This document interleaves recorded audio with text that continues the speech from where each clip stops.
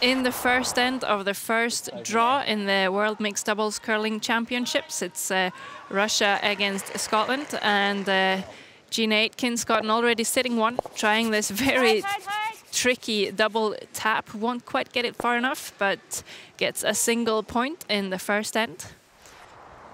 And then in the second end, it was Scotland putting a lot of pressure on Russia, and Alexander Krushelnitsky had a tricky draw tap here to try and cut them down. He won't quite tap the yellow one far enough, so Scotland steals two. They're off to a 3-0 lead.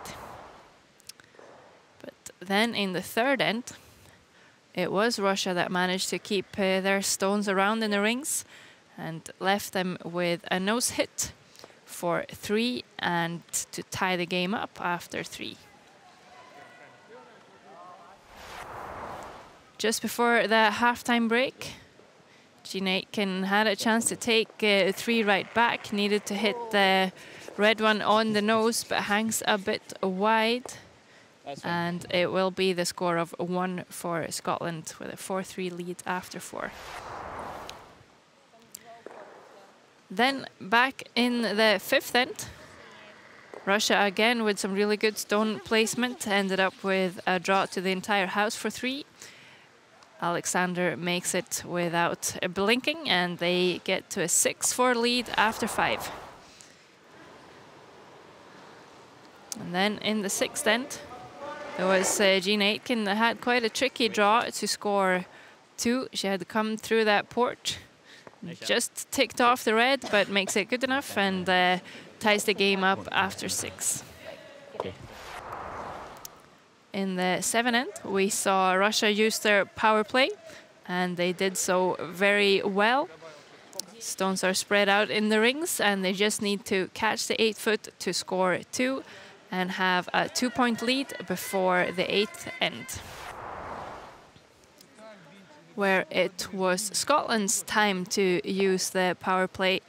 Russia just managed to make a double with seconds left on the time clock, and Scotland had the draw to score 2 and tie the game up after 8 end, which forced the extra end.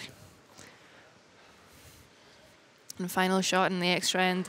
It's a fairly difficult tap back for Alexander. Just needed to catch that one a little bit more, couldn't quite get to do so enough. And it's Scotland that gets away with a win, 9 shots to 8 in this first draw of the World Mixed Doubles Curling Championships. So quite some drama there in the 8th end, almost time running out for both teams. Take us through those final moments. Well, we called a timeout with my last one, so Gina still had one to go. We thought if we called a timeout, we'll have loads of time, and then realised that we don't. So we double checked with the umpires to see if they were over the tee line, I think the rule is, but they clearly were. So, well, not clearly, but like 2 seconds or something. But it was pretty intense for both teams. There was a lot of shouting, but that's just textbook mixed doubles. There's just such fast-paced kind of sport for curling, so it's good. Seemed like both teams were maybe missing a few shots in the first end, and then you seem to kind of get your groove after that. Yeah, I think because this first time we've played on the ice, it changed a lot in the first, throughout both practices in the first couple of ends, so it took a while to adjust. But after that, it was really good, and we sort of settled in. Yeah, so that's probably why we got a bit better towards the end. Lots of teams in the competition this year. Really key for Scotland to pick up a first win? Yeah, I think so. I mean, that was probably one of the toughest games in our group. So, I mean, the first time we're on the ice, maybe one of the toughest teams in our section. We're really chuffed to get away with a win there, steal as well. So, really good.